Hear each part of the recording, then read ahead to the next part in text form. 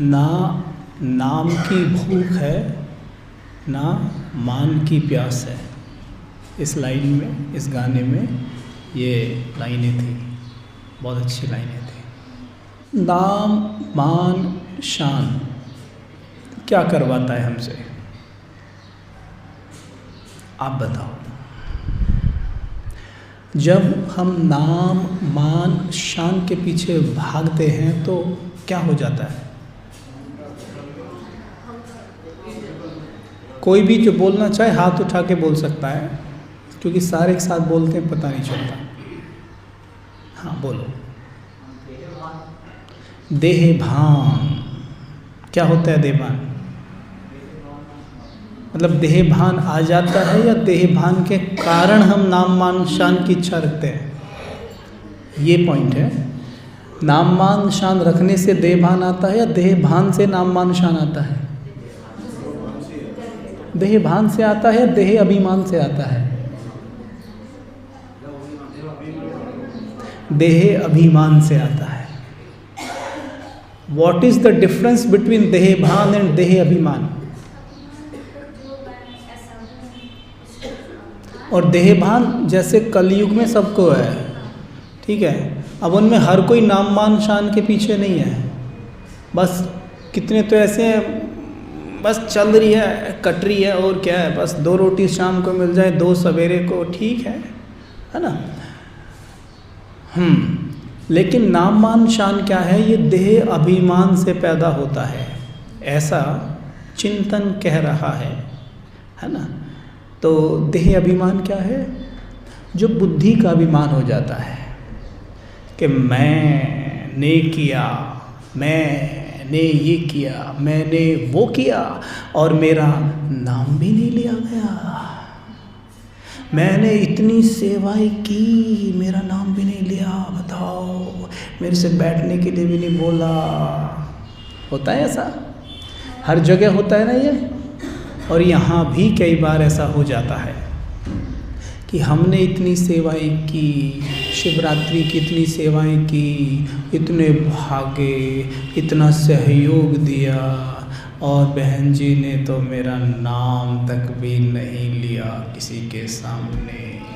होता है ऐसा, हो जाता है ना, कभी कभी ऐसा होता है। ये क्यों होता है? क्योंकि हम सभी पुरुषार्थी हैं। हमें कोई ये दावा नहीं कर सकता कि मैं इससे पूरी तरह छूटा हुआ हूँ।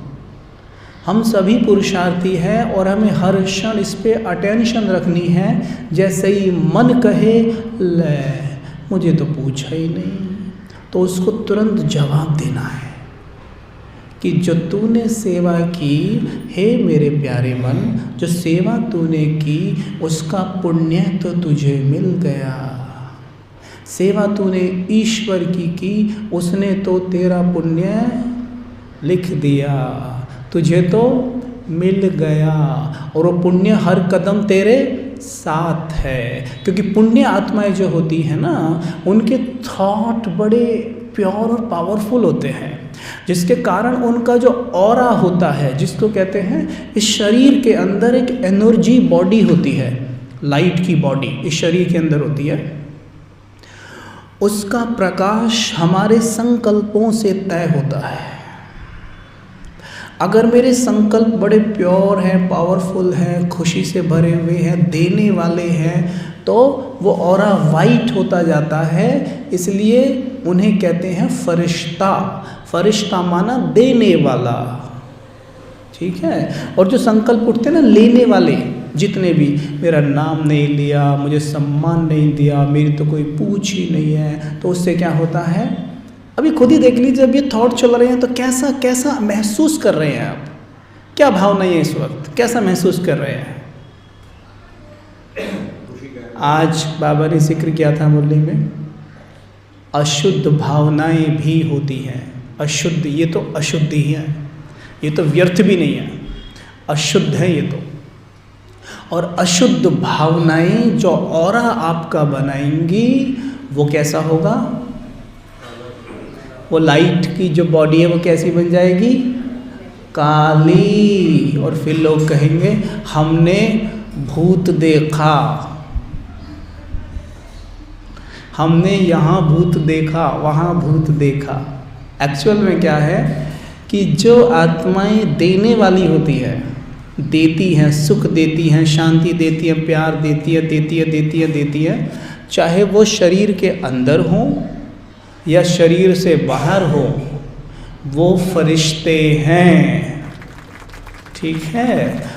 और जो लेती हैं चाहिए चाहिए चाहिए, या नहीं मिलता तो झपट भी लेती हैं, वो चाहे शरीर में हो या शरीर के बाहर, वो हैं, वो मैं नहीं बोलूँगा, ठीक है। वो क्या है, वही जो आप समझ गए, ठीक है। वो शरीर में हो या बाहर हो, वो दुख ही देती है ना, तो कह भी नहीं देते हैं हम, अरे तुम तो मेरे पीछे भूत की तरह ही पड़ गए हो, है ना। एक्चुअल में ये नोट करना है। तो एक्चुअल में कोई भूत नहीं है, लेकिन जब आत्माएं काम, क्रोध, मोह, लोभ, अहंकार को अपना जैसे कि निज धर्म बना लेती हैं, अपना नेचुरल संस्कार बना लेती हैं, फिर गुस्सा करते थोड़ी ना है, गुस्सा तो अपने आप आता है। हम में कौन है ऐसा कि अब मैं गुस्सा करूँगा, यस मैं गुस्सा करूँगा, नहीं, गुस्सा तो आता है ना। हम में कोई ऐसा नहीं है जो कह के ईर्ष्या करे, मैं ईर्ष्या करूँगी इससे, नहीं, ईर्ष्या होती है। इवन कई बार तो हम उससे इतनी घुटन होती है कि हम उससे जल्दी से जल्दी छूटना चाहते हैं, जैसे मानो किसी ने हमारा गला दबा दिया हो, है ना। ईर्ष्या होती है क्योंकि वो हमारा संस्कार बन गया है। जैसे किसी आत्मा को गाली देने का संस्कार है, तो पता है वो बातों में बीच बीच में गाली के शब्द दे जाते हैं और लाइन बोलेंगे और गाली बीच में डाल देते हैं। आप कहेंगे भाई गाली क्यों दे रहे हो, तो कहेंगे गाली कब दी, अभी तो दी। उनको पता ही नहीं होता, मतलब उन्हें पता ही नहीं होता उन्होंने गाली दे भी दी है। सी दिस इज नेचुरल संस्कार, राइट। ऐसे ही गुस्सा है, एकदम आता है ठप से, छोटी सी कोई बात है ठप से मुंह लाल हो जाएगा, कुछ एकदम आंखें दिखाने लग जाएंगे।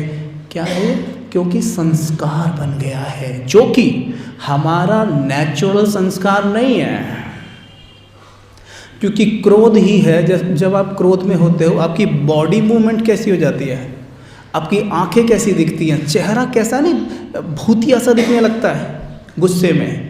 तो सिंपल सी बात है कि नेचुरल संस्कार है ही नहीं, तो हम इसे नेचुरल बोल ही नहीं सकते हैं। लेकिन आजकल हम बड़े आराम से क्या देते हैं, भाई गुस्सा करना तो नॉर्मल है, आजकल तो सभी गुस्सा करते हैं, बिना गुस्से के काम थोड़ी ना होता है ना, कह देते हैं ना।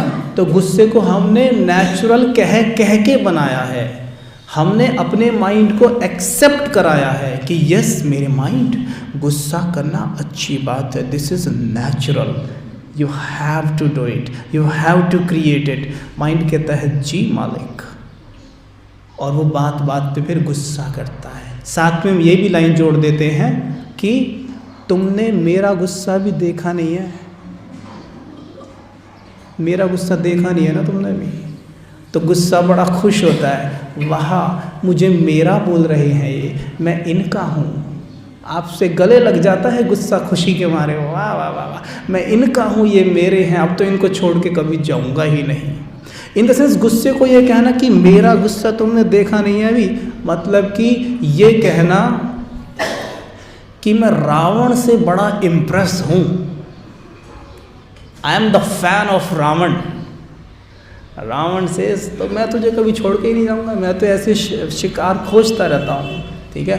तो कभी भी गलती से ये मत कहना कि तूने मेरा गुस्सा देखा नहीं है। कभी ट्राई करके देखना, किसी को कहना कि तूने मेरी शांति देखी है, कभी कह के देखना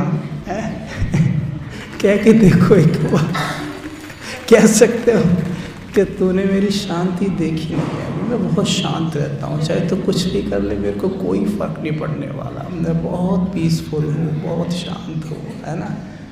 करके देखो, है इससे क्या होगा, मेरे माइंड की प्रोग्रामिंग हो जाएगी। माइंड तो एकदम से ऐसे है जैसे रेस्टोरेंट में एक वेटर आपके पास खड़ा होता है, वो कभी ये नहीं कहता आपसे कि नहीं सर ये मत लो, ये ले लो, ये मत लो सर ये ले लो, क्या कहता है, जी सर, जी सर।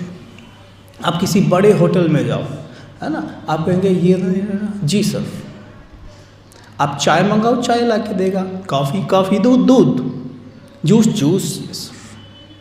नाउ ऐसे ही हमारा माइंड है, वो बिल्कुल उस वेटर की तरह है जो आपके पास आके खड़ा हो जाता है, जिसके पास सारा माल है, सारा माल है, बस ऑर्डर करना है आपने।